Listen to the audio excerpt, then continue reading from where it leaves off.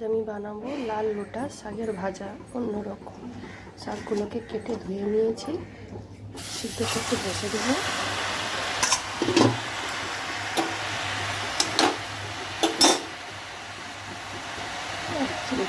হলুদ,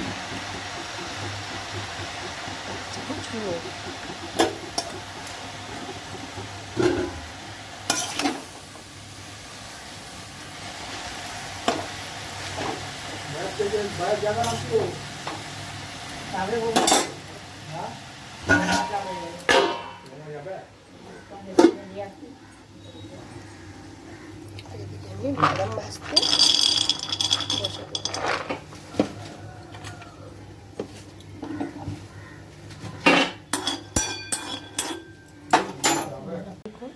শাকটা সিদ্ধ করে ঢেলে নিয়েছি, আর বাদামটা যে ভেজেছিলাম তাকে খোসা ছাড়িয়ে দেখুন এখন হাফ ভাঙা গুঁড়ো করে নিয়েছি।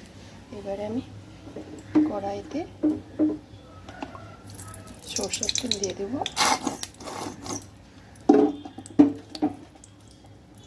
তেলটা গরম হলে দুটো শুকনো লঙ্কা,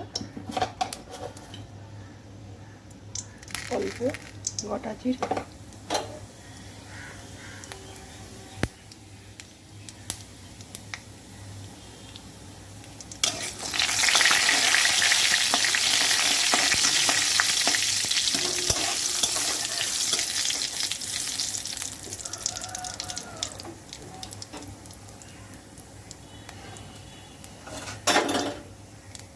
ফোড়নটা ভাজা হয়ে গেলে এর উপরে সিদ্ধ করা শাকটা আমি দিয়ে দেব।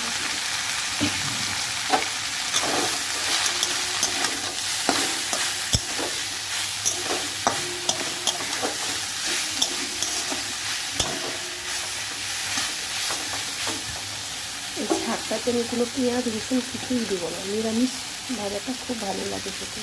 এরপর থেকে ভেঙে রাখা বাদামগুলো আর সাদা তিল দুটো দিয়ে দিলাম।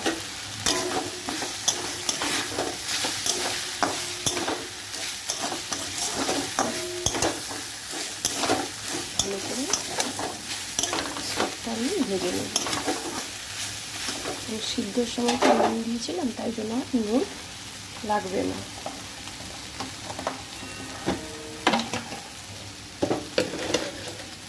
অল্প একটু চিনি দেব।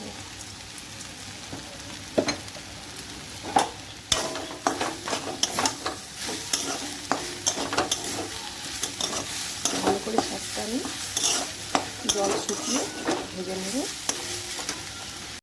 বন্ধুরা, শাক ভাজাটা আমার হয়ে গেছে, জায়গাতে ঢেলে নিয়েছি। শাক ভাজাটা দেখতেও সুন্দর লাগছে, আর গরম ভাতেও খেতে ভালো লাগে। আপনারা এইভাবে বাড়িতে একবার ভেজে খাবেন। যদি ভালো লেগে থাকে আমাকে অবশ্যই কমেন্ট করে জানাবেন।